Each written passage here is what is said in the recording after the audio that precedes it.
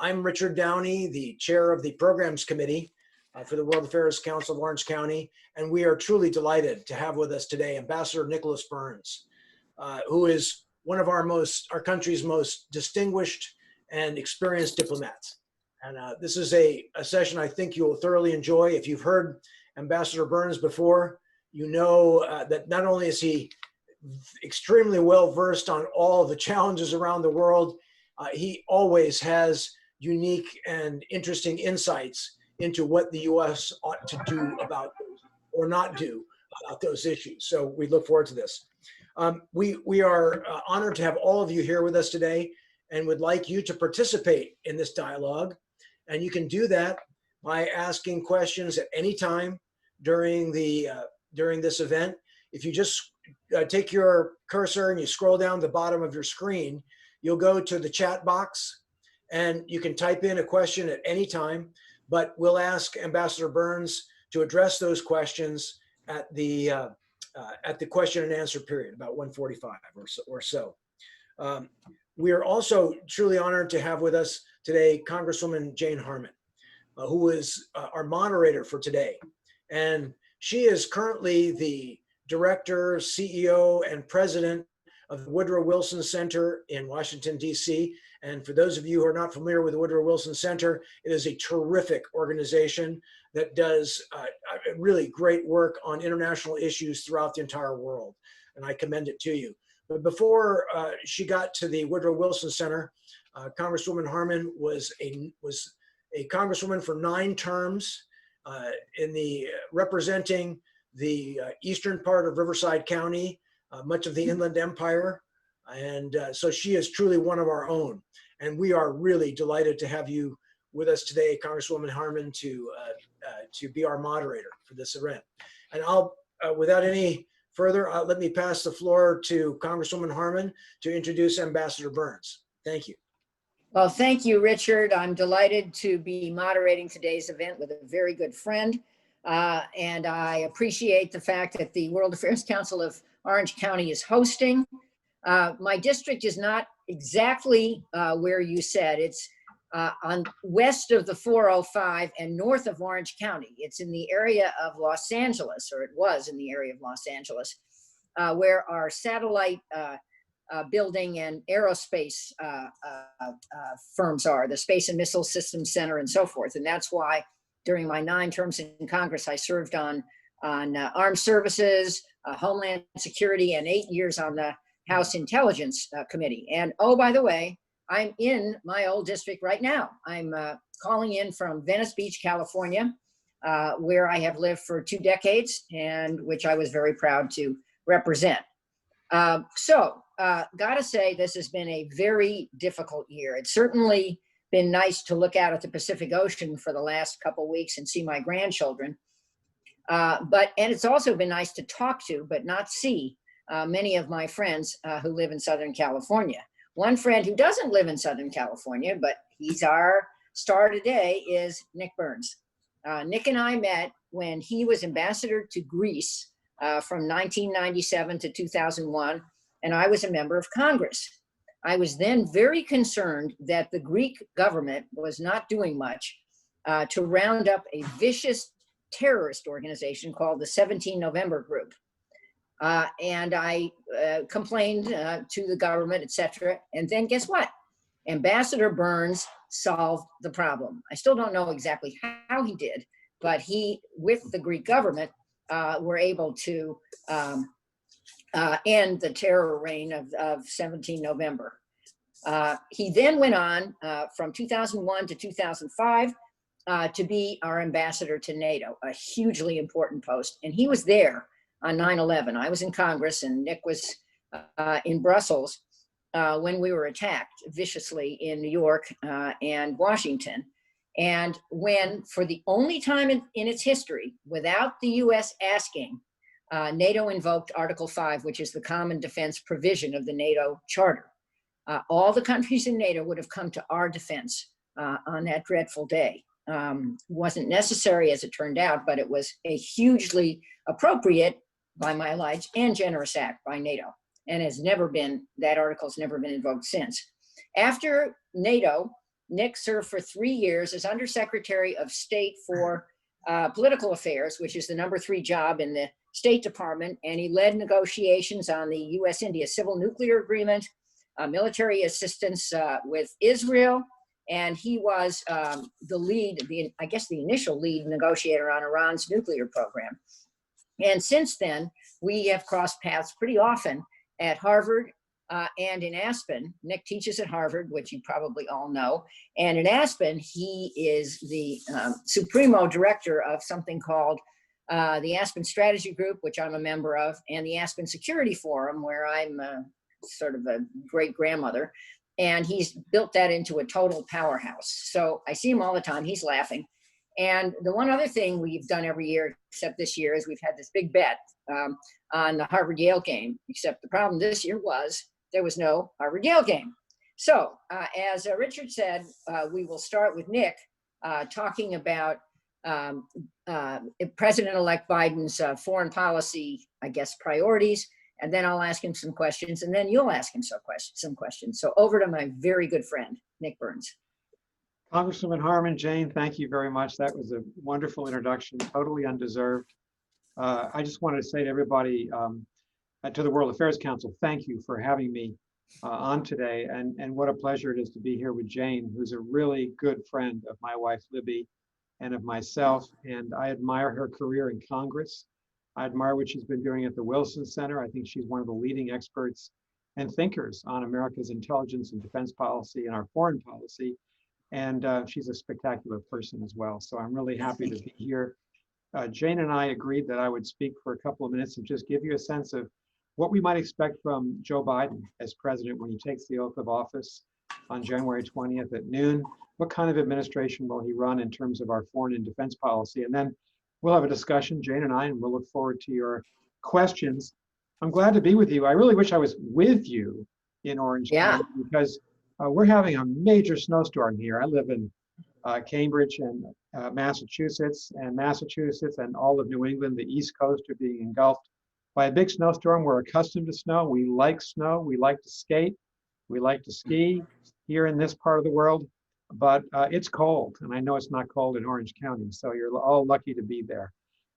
Jane, I thought in just thinking about today, and you and I had a chance to talk yesterday about this, a couple of thoughts about what we know about Joe Biden, what he's been saying in the campaign trail, what he's been saying since he was elected, and he was elected in a free and fair vote on November 3rd of this year. I think, first of all, he deeply believes, and I think we're going to see Joe Biden focus on America first, inside the country, maybe under the banner of foreign policy begins at home.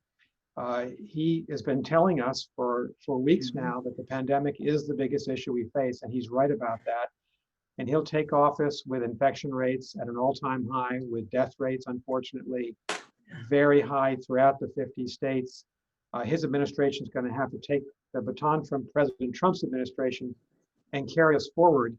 And the pandemic in combination with the recession, I think may be the two greatest tests combined that we've faced since the 1930s and 40s here in the United States. So I fully expect President Biden, Vice President Kamala Harris, Secretary of State Tony Blinken to be thinking home front first.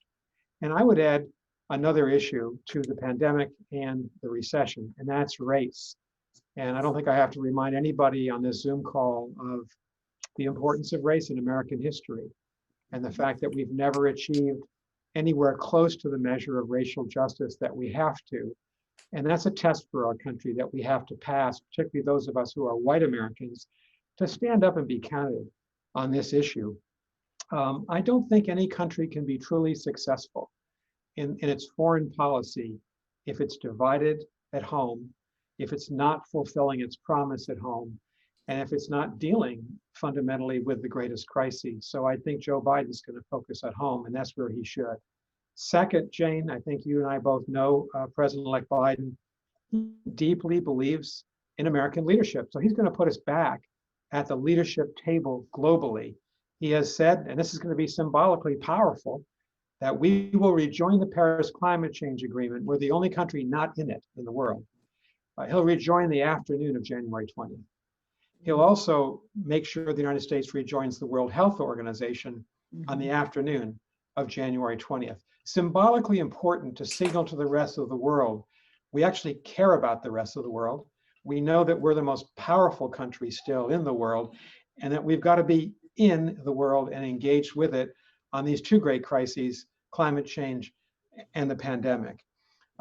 Third, he has been saying for a good 19, 20 months now, since he began running for president, that America needs to return to its alliances. As Jane said, I was a United States ambassador to the NATO alliance for 3.5 years. NATO, 28 European countries and Canada, all allies of the United States. NATO is the great power differential between the US and Russia. Russia has no allies. God forbid if there were a 9/11 attack on the Russians, and we do not wish that upon them, there wouldn't be a single country that would rise to the defense of Russia the way all the NATO countries rose to our defense. And I have to say, it was an extraordinary day on 9/11. I couldn't reach the Pentagon, the State Department, and the White House because they'd all been evacuated in the hours after the attack. But my phone started ringing. Canadian Ambassador David Wright, the German Ambassador Gebhard von Moltke, the French Ambassador Benoit d'Ableville, we're with you. We want to defend you. And when we invoked Article 5 of the NATO Treaty the next morning on September 12, 2001, subsequent to that, all the NATO countries went into Afghanistan with us. They suffered over 1,000 combat deaths in the last 19 years, and they're still with us today. As we're thinking about finally leaving Afghanistan, the European allies and Canada stuck it out with us. So boy, that really taught me a lesson that I think I knew intellectually, but then I felt it in a primal way on 9/11. It's good to have friends in the world. And Joe Biden wants us to return us to leadership of the NATO alliance. And I don't want to, be offensive to anybody who's a Trump supporter in your group, but I think the facts are that President Trump was the weakest leader America's ever had at NATO. And I think Joe Biden will be among the strongest. And you'll see him do the same in the Pacific world, in the Indo-Pacific, with Australia, Japan, South Korea, our 3 treaty allies, with the Philippines and Thailand, our defense partners, and very especially with another country where I focused a lot of my time, and Jane has as well, and that's India. India is becoming a major strategic military partner and economic partner of the United States. This didn't start yesterday. It started really with George W. Bush and Barack Obama and Donald Trump. The 3 of them have been focused on this. And I'd ask the same question of China that I'd ask of Russia. If China was attacked, had its 9/11 moment tomorrow, maybe Laos and Cambodia would support China. Very few other countries. But the United States has this treaty alliance in the Pacific Rim, in the Indo-Pacific. And so these 2 big alliances, critical for the United States, critical for our power going forward. Fourth, I'd say what we're definitely looking at, if you look at President-elect Biden's appointments, is the greenest government we've ever had. We've never had a government so committed, at least in its initial orientation of what it says it wants to do, to climate change and protecting the environment. I think the appointment of John Kerry, someone else that Jane and I have worked with and know well, is very important in a couple of respects. It's symbolically important. It signals that we're coming back to the climate change agreement. The appointment of Gina McCarthy to be the White House coordinator on climate change, and she previously headed the EPA for President Obama, another powerful appointment. And if you think about even the way the administration is talking about Mayor Pete Buttigieg's appointment of transportation, Right. They see transportation, and they're right to see it, given trucks and cars and the percentage of environmental damage done by burning fossil fuels. Transportation's at the center of this. You may have seen Al Gore's op-ed in the New York Times last weekend. He's feeling very hopeful with the way things are going, with the way this administration is shaping up. It's going to be the most focused on climate change of any administration, and it's right to be, because that's a major, major challenge for us going forward. Fifth, we're going to have to contain Russian power. We have to contain Russia because they're still pressuring our NATO allies, Poland, Estonia, Latvia, and Lithuania in the eastern part of Europe.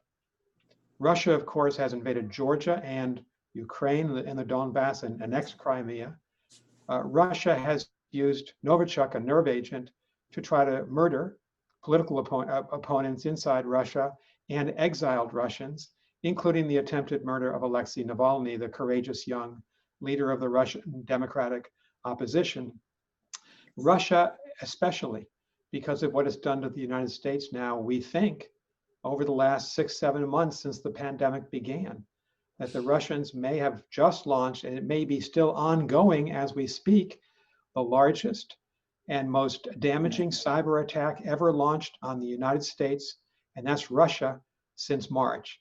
And Russia today. Tom Bartlett, who's a Republican, who was President Trump's Homeland Security advisor in the White House, wrote a chilling op-ed that you may have read yesterday, warning of the depth of this attack, its threat to American businesses, its threat to every cabinet agency, and to everything that we hold dear in the United States. We've got to contain Putin. He has Russia punching well above its weight.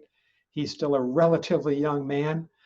He could be in power a long time. He is a threat to the United States. I would hope that the Biden administration would keep all sanctions on Russia.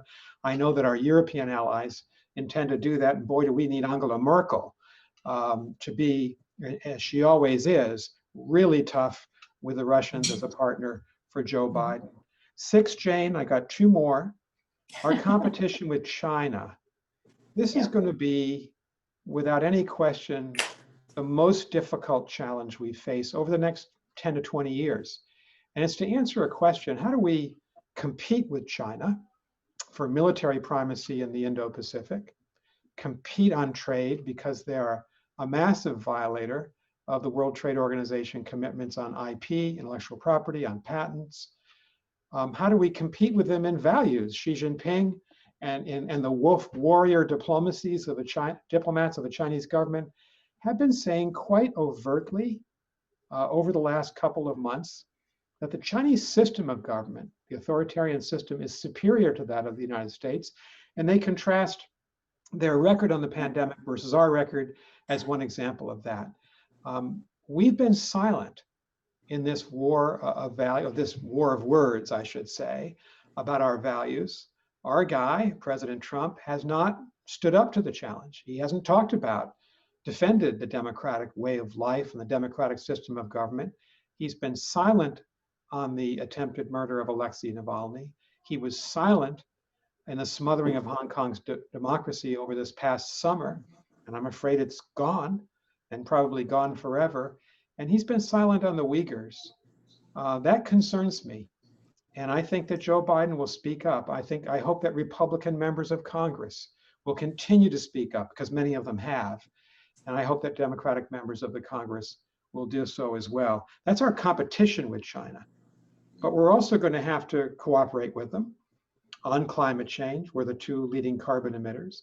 We're going to have to certainly cooperate on the pandemic. We should, because we have great capacity, both countries. So where's the balance between competition and cooperation? I think right now, Jane, I'd say it's like almost 90-10 or 95-5 in favor of competition.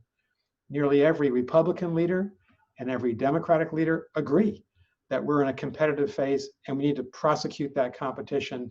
The problem with that attitude is, of course, if you become so convinced that your opponent might not just be a competitor or an adversary, or if you demonize that competitor and say he or she or it, this country, is an enemy, that could become a self-fulfilling prophecy. I worry about that. I think we're out of balance. I'm for competition with China, but I also think we have to make sure that we don't have an unintended conflict in the process. Last point would be to say this. The most important thing that Joe Biden can do, in my judgment, is to give the country self-confidence, is to lead in the way that we see him leading as our president-elect. He's been saying, I think quite rightly, to Republicans who may have voted against him, or independents who did, I'm going to be your president. I'll be just as much your president as that of the people who voted for me.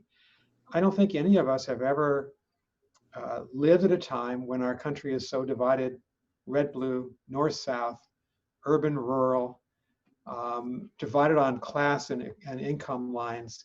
And that's going to, that will sink the United States if we're not careful.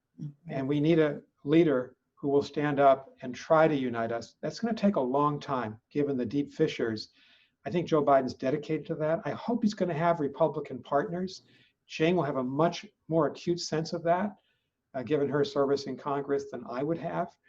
But I think we need in Mitch McConnell and Kevin McCarthy of California, Republicans, of course, they're going to compete with the administration, but we need to circle the wagons on some of these issues to be successful as a country. And that self-confidence has to be part of who we are internationally as well. When I interviewed Condi Rice, for whom I used to work, I worked for her twice in my career, and she's a very close friend. Just before the pandemic broke out, and we all had to retreat to our homes, I interviewed her in Washington at a public meeting of the Aspen Strategy Group. And I asked her the following question. I said, what do you worry about? And the question I thought I was asking her was, are you worried about Kim Jong-un? Are you worried about Putin? Are you worried about Xi Jinping? And without missing a beat, she said, I'm worried that we've lost our self-confidence. And that was not a dig at President Trump or President Obama. She was talking about us, the American people, about the role that we have to play around the world as the strongest country and as the heart of the democratic world.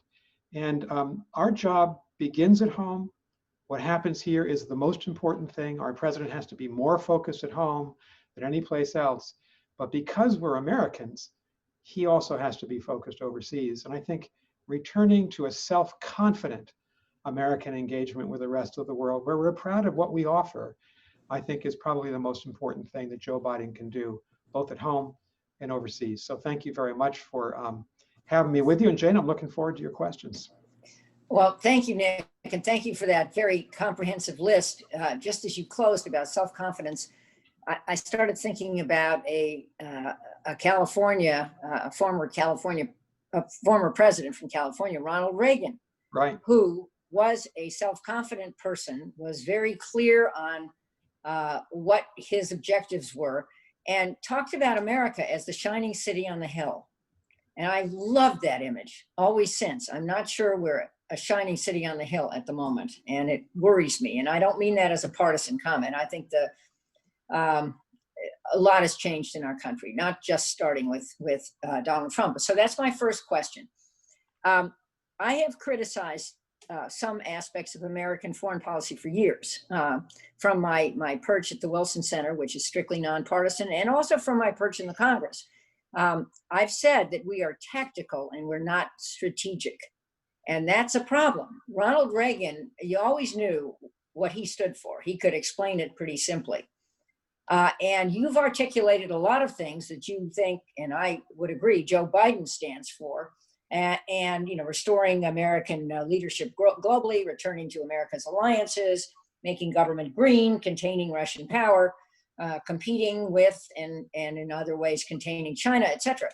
But what is if someone asked you what is America's strategy, what would you answer? And specifically, what I worry about is the urgent crowds out our strategy often. You mentioned the Russian hack. I think everyone agrees it is a Russian hack, a massive Russian hack on all our institutions that started last March. How that could have gone so far, I don't know. But today, just now, I couldn't find it, but on my little cell phone, it went bleep, that the hack included now access to some of our nuclear information.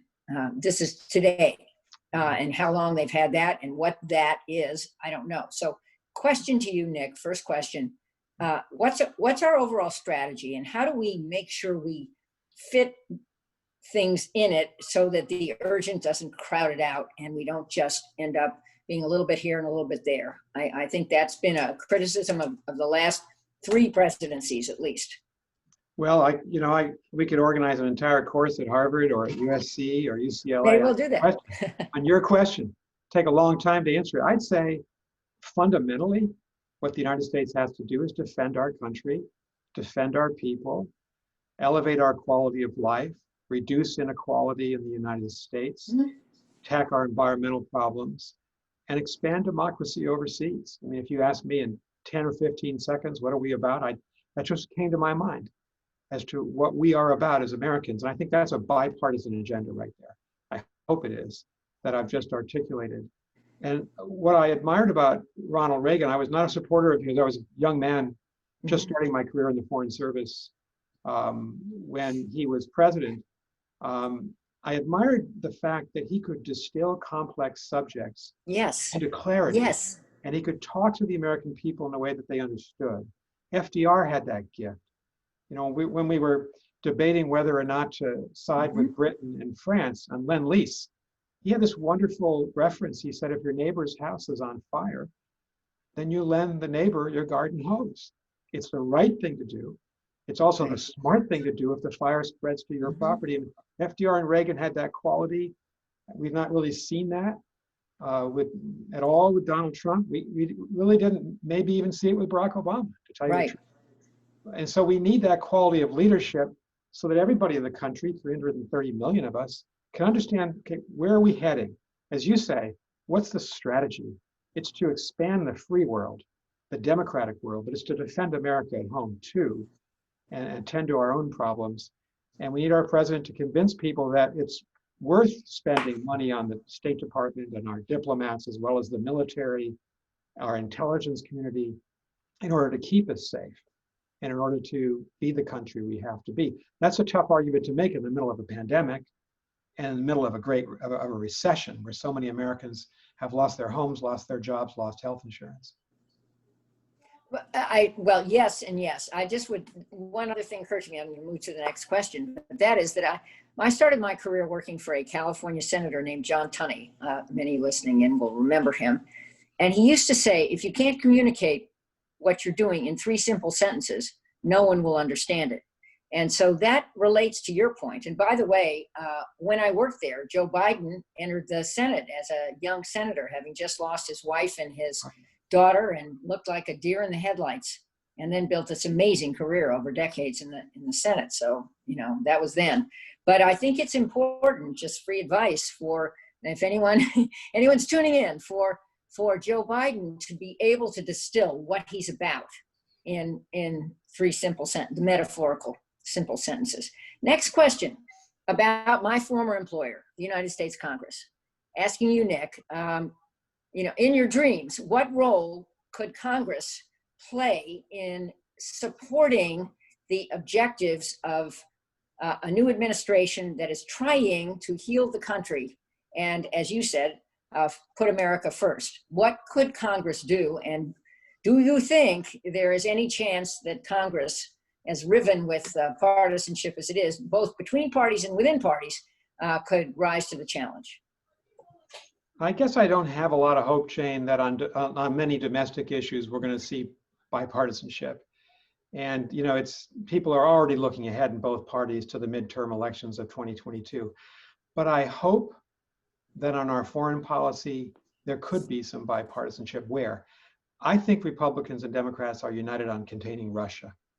And you know, when people reflect on this hack is not the right word of it, this devastating attack on our country that the Russians have just unleashed, I think you'll see Democrats and Republicans want to engage in further sanctions against Russia, build up our defenses, and you know, this is for the government to decide, hopefully going on the offense against Russia, number one. Number two, I think that we can have bipartisanship on elements of our China policy, particularly building up our military alliance in the Indo-Pacific with India, Australia, Japan being the most important and most capable of our allies in terms of their naval and air capacity. There are 2 issues where I don't think we're going to have bipartisanship, but we should. One is climate change. We're the only major country in the world where a considerable number of our political leaders are climate science deniers. And they're just simply wrong about the science and disastrously wrong, considering Jane and you and I both have grandchildren, the world that we're going to leave to our children and our grandchildren. Yeah. And so, you know, we've got to come together on climate change. on going back into the Paris Agreement, but making the kind of transformational changes over time here in the United States over the next decade and a half or so for a clean energy future and net carbon neutrality, at least by 2050. Japan, China, and the European Union have all committed to a carbon neutral future by 2050. In the last couple of months, what is the United States going to do? And the other issue is trade. It's interesting that this, Jane, Democratic Party has never been engaged in free trade. The Republican Party usually has. We may be seeing a generational shift. The polls are showing that younger Democrats are more open to trade than older Democrats. But without a big move on trade, I would not recommend it in the first 6 to 8 months. We've got to focus at home. Right. Without a big move on trade in the Pacific Rim, to reconstitute the TPP or some version of it with environmental and labor standards, very important, because that's important for our labor unions, for the climate going forward. We're going to be left behind. The Chinese are going to eat our lunch on trade. It's going to put American companies and workers at a disadvantage, particularly states like our two states. California and Massachusetts are outward looking. We're high-tech states. We have to export services and products to be successful. And you're the big gun in the American economy. We're not. You are. We're the big biotech gun in a lot of ways here in Cambridge, Massachusetts. We need this kind of forward strategic thinking, Jane. And right now we don't have it on a bipartisan basis in Congress. So that's what I'd wish for. Well, let me comment. And during your long career and mine, Nick, there were Republicans and Democrats who worked together on foreign policy. A guy named Richard Lugar, Republican from Indiana, and a guy named Sam Nunn, Democrat from Georgia, worked together seamlessly for years and years and years. Sam Nunn is still alive. Sadly, Lugar just died. But I don't think Congress has been the same since they left. And I think that footprint of bipartisanship is crucial. And Congress, let's understand, authorizes the use of military force, provides the funds for our national defense, sort of basically sets the blueprints for our federal agencies, et cetera, et cetera. And certainly in the South Bay, which I represented for so long, can make or break America's aerospace industry. So without a Congress working together, I think everything gets harder. And Joe Biden, to his credit, was a huge bipartisan force in the Congress. And hopefully his relationships will be restored, and his relationship with Mitch McConnell will somehow get back to something that's more constructive. Just my 2 cents. Let's go on to a few more areas and then get to audience questions. You mentioned a lot about our alliances. You said, America's leadership globally. You also mentioned, basically, and this a lot about, our soft power. I mean, I would. Can I do one thing? Yeah. This is a particular New England thing. I've got a snow plow outside my window. I just need to give him some directions. I'll be back in 15 seconds. Please give the snowplow direction. Kind of an emergency. I'll vamp on this. I think you know what the question is. The question is, over years, not starting with Donald Trump, basically starting with George Bush, who did do something important with the Millennial Challenge Grant, which has to do with HIV in Africa. But starting with George Bush, we have focused much more on military might than we have on soft power. I would argue now, looking back on it, that our response after 9/11 was excessively military. I'm talking about soft power. And I'm saying three presidents have, I think, underinvested in soft power, especially this one, Trump. And Nick, is there a fix? You've had your whole career in diplomacy. How do we, is it just a question of money and filling vacancies, or what is it that Biden can do quickly to change this? You're muted. Sorry about my emergency with the snowplow. I hope you're okay. It didn't plow your house. I'm fine. Down, just right? have to make sure that they plow the right way. So I think that, we're at a time when I think a lot of people believe we need to lead with diplomacy. Colin Powell taught me a really important lesson when I was ambassador to NATO and worked for him. He said, we got to lead with diplomats on point, military and reserve, In the last 20 years, we've reversed that because we put the military into Afghanistan and Iraq with really disastrous consequences in Iraq itself. And it's time to put diplomacy first, to rebuild the State Department. The State Department is shattered. It's shattered by the lack of leadership, frankly, from President Trump, who called it the deep state. It's been shattered by the exodus because of the low morale of senior, mid-level, and junior officers, low budgets. And so I get the sense that President-elect Biden is very focused on this. I know that Tony Blinken is, because he's been very clear about that. And I think it's going to be very important for us to give the State Department the resources it needs so that we can present a view of the United States to the rest of the world, which is accurate and compelling and hopefully attractive to the rest of the world. Jane, I know in the chat, Helen Haig has said, let's try to keep things nonpartisan. How do we heal the country when on college campuses, young people are attacked if they express conservative opinions? I'm really sympathetic to her. I teach I teach at Harvard. We're a deep blue bubble, and we're trying really hard to bring fellows to the school, professors who are conservatives, so that our conservative students feel that they're being listened to. I've had conservative students tell me privately, and I don't know if I can speak up in class because my views are so different. We can't have a situation like that, and I know that our university is really trying to do something about it, and to make sure that we are listening to young people. If they're conservative, liberal, it shouldn't really matter to us. Well, the Wilson Center, as I mentioned earlier, is strictly nonpartisan, and we believe that viewpoints, all viewpoints need to be heard, and we put on what we consider to be pretty balanced panels, and I have always felt that the best policy solutions are bipartisan solutions. So you're preaching to the choir, the questioner. I agree with that. I want to ask you one more question, and we'll get to the audience questions. It's sort of more in my wheelhouse, but I know you have a view too. I focused all these years on intelligence, and I think that good intelligence, learning what the plans and intentions are of other people, not just opponents, but people you're dealing with who are also valued partners, before you make policy is extremely useful. I've said that good policy, that good intelligence can often lead to good policy. That bad intelligence, in other words, no information or fake information, will hobble your ability to make good policy.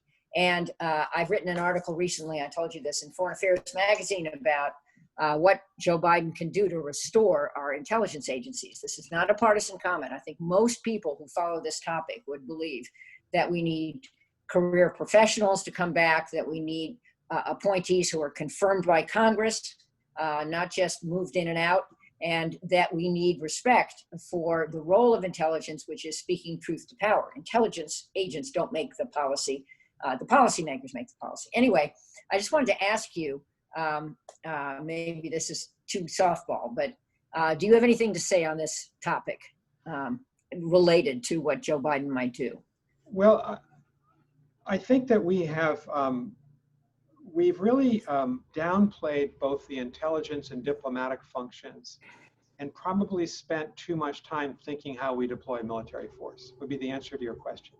There are three pillars of American power in the world: the intelligence community, the Defense Department, and the State Department, diplomacy. We've overly militarized our foreign policy. I think a lot of our senior military officers would be the first to tell you that. And I'm someone who's traditionally been very supportive of the military and continue to be. But when we face a foreign problem, as Secretary Powell said, the first question should be, can we resolve this through diplomacy, which is not always about being nice. Diplomacy can be intimidation, it can be coercion, it can be persuasion, it can be negotiations. And diplomacy often cannot be successful without good intelligence. The use of military force is problematic if we don't have good intelligence behind it. So I think the intelligence community is absolutely vital to our future. I've been really encouraged by the appointment of Avril Haines as the Director of National Intelligence. She's First woman, and someone who's a real professional, solid person, So I think we've got to pay attention to all three pillars, not just to one. And since 9/11, we kind of came out punching. And Right. maybe I certainly felt like I wanted to punch Al-Qaeda after 9/11. I'm sure you did too. But it's 20 years later, and we've seen the dangers of occupying other people's countries and long-term occupations, what happens to our credibility when that happens. So spreading out the way we think about how to be effective overseas. I think that was, I mean, all your answers have been good, but that was your best answer. And I hope everybody was listening to that. It is now time for questions. And I am not sure who's fielding these. Nick, you're able to read them. I'm not reading them on my screen. So who's up? Is that Rick? I think Rick is I going to. can't see. Thank you. Rick is going to do it. Okay. Thank you, Congressman Harman and Ambassador Burns. Fascinating conversation. I'm going to really just read almost per word from some of the questions that have come in, but just a little more length to the topic just discussed. A couple of questions have asked, how long will it take for the Biden administration to restore the State Department and intelligence community to pre-2016 level of personnel and expertise? And are there any gotchas there? Are there any how-tos that you could expand on as well? Well, I think with state, it's going to take a while because when you lose someone who's had 10 years experience, you'll miss that person 10 years from now because that person won't be there to be named an ambassador, and you won't have as many fully trained people in the pipeline. I think everybody who runs a business knows this. In the military, you know this. We've lost a lot of people at the 7, 8, 9, 10-year mark. They've walked away.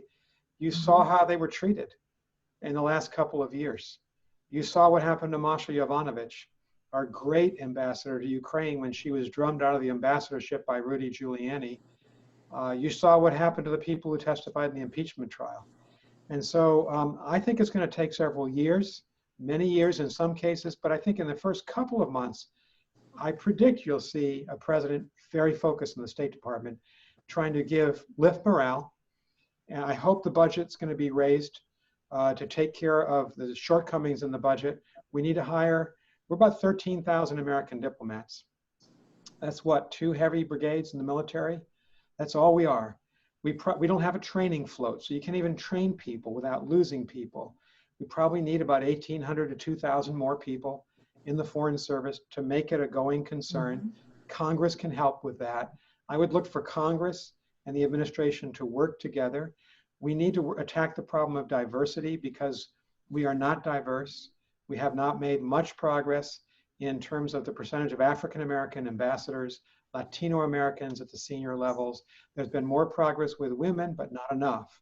And so that's a major concern. And Chairman Meeks, who's going to take over chairmanship of the House Foreign Affairs Committee, is dedicating himself to the diversity question. Joaquin Castro, someone I know very well, Congressman from San Antonio, he's focused on this. A lot of energy in the Congress. This could be a really good period of reform, a hopeful period for the State Department. Great. Specific question regarding the United Nations, law of the seas. Should the USA ratify UNCLOS and provide support to those nations whose, exclusive opportunity zones are threatened by China, for instance, in the South China Seas? And of course, we've got, Turkey messing around in the Mediterranean. We should, the United States Senate should ratify the UN Convention on the Law of the Sea. We basically wrote it in the late 60s, early 70s. It protects American interests. It would be our biggest weapon in holding China to account in its occupation of 5 other countries' territorial waters in the Spratly and Paracel Islands of the South China Sea. It would help the Japanese in the East China Sea. It would help defend America's borders. And the fact that the Senate hasn't ratified it, it's to say it's unfortunate, it would be an understatement. It is an own goal. We're shooting ourselves in the foot by not doing this, but it's been hard to get the Senate to ratify anything, frankly, because a lot of senators believe it reduces our sovereignty. They could not be more wrong about that, in my judgment. Talk to our military officers, particularly our naval officers, who really understand the importance of this as a weapon for the United States. Thank you. What role does the Commonwealth of Independent States in Eastern Europe play in supporting Russia? Would they all support China or Russia in a 9/11 kind of incident? I can't think of a country that would support Russia. You know, the Commonwealth of Independent States was the successor, the loose umbrella successor to the Soviet Union after December 91, when the Soviet Union crashed and burned and ceased to exist. It really doesn't exist in a meaningful way. What Russia does is, if they don't like the neighbor, they invade it. So that was Georgia 2008, Ukraine 2014.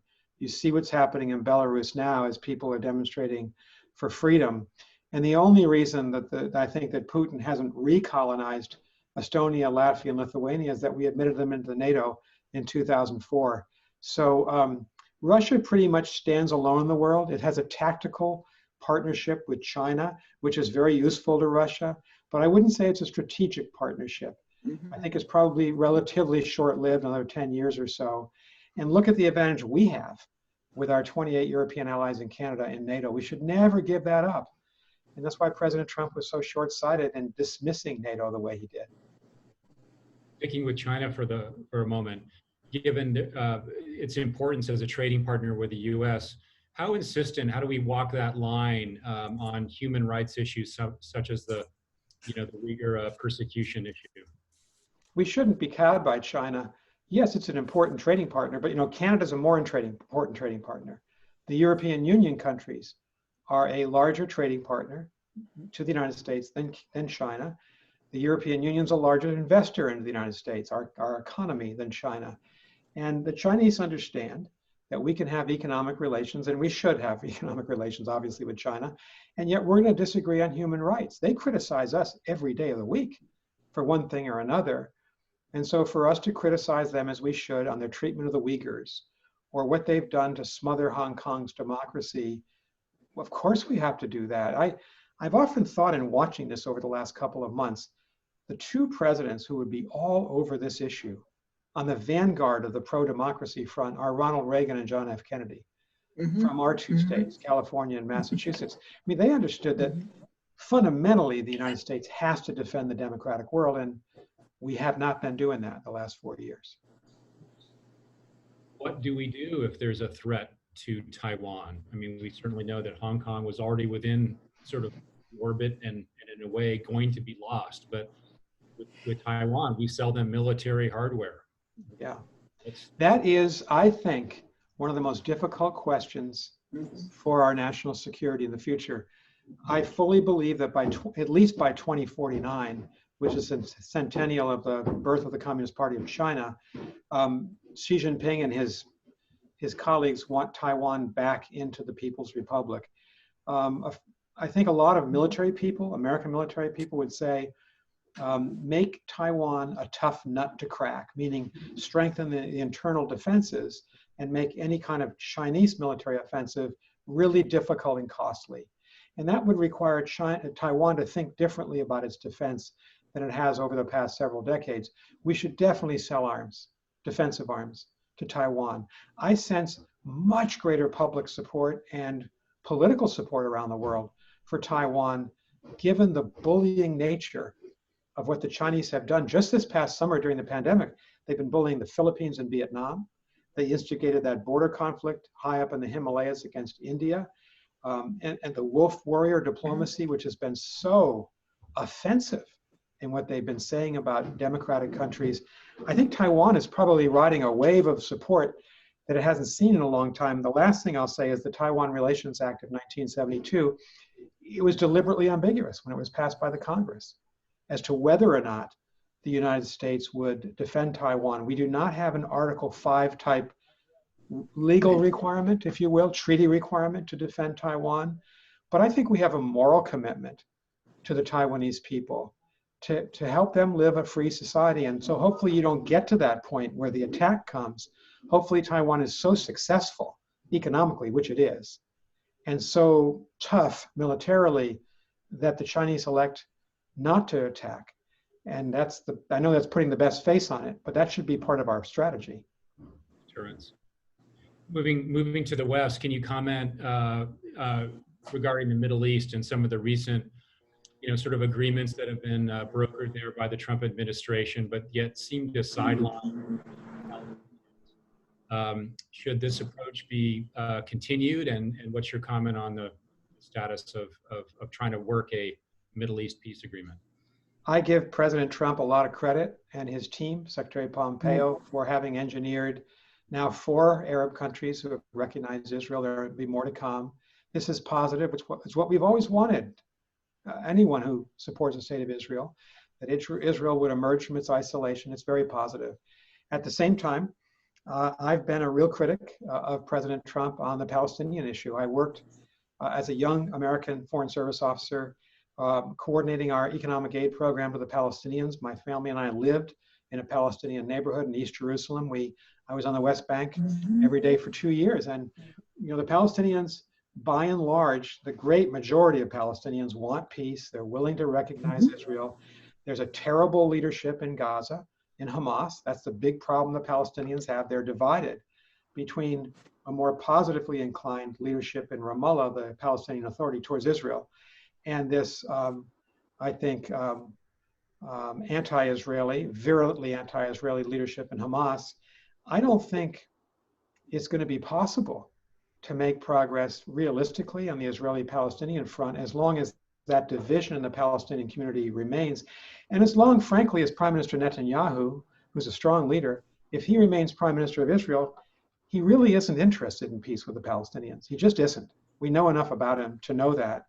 And so I think the next administration should return to economic aid for the Palestinians, return for financial support for the United Nations Relief and Works Agency.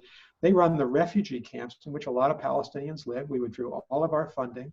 We should work with the Palestinians, those Palestinians who want peace with Israel. The bigger problem in the Middle East is Iran.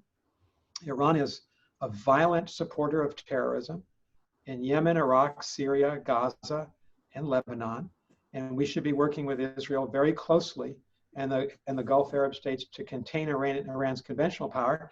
I think on the Iran nuclear deal, I certainly support what President-elect Biden has been saying.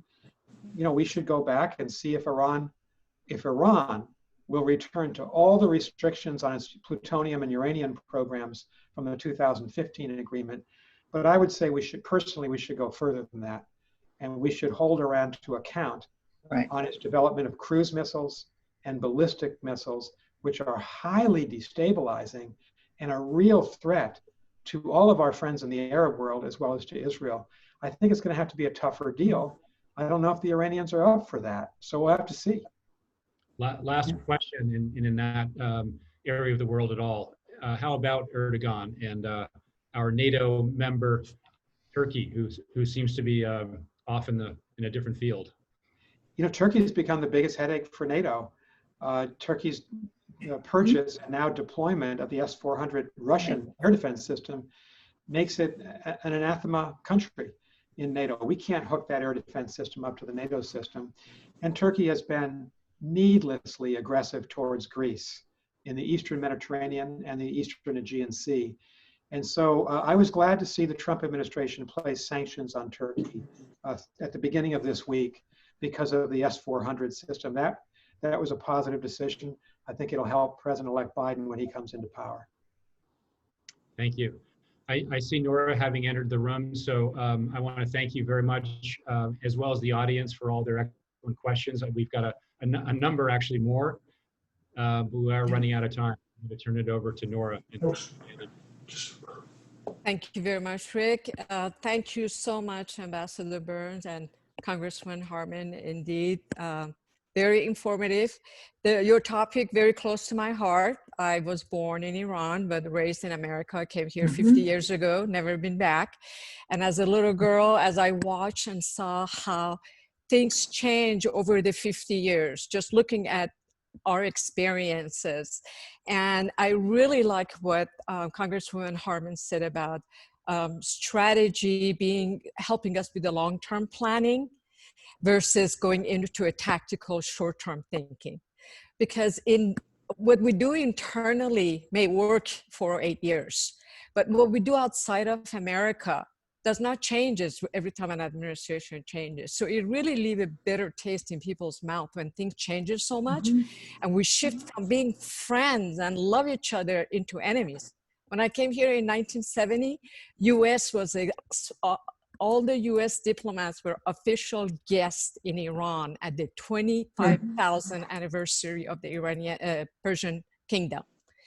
They had VIP booths for all the Americans, and today they are enemies. And regardless of the political establishment, the people are suffering, whether it's Iran, whether it's South America, whether it's other parts of the world. So I'm really excited to see that we're going to practice more diplomacy and really empowering our career diplomats. I think you're absolutely right. I think we've kind of neglected our career diplomats, and they can help us to solve a lot of problems. So thank you for that. I learned a lot, and I'm sure our audience learned a lot, and especially the younger people who are going to benefit from a program we have coming up in, we do a competition every year for high school students called Academic World Quest, and you will be amazingly impressed. I may even include you as a judge this year since we're going to be doing it online, and they actually compete on their knowledge of the world there, and then they go to Washington, D.C. when they used to be able to do in person. We're not able to do that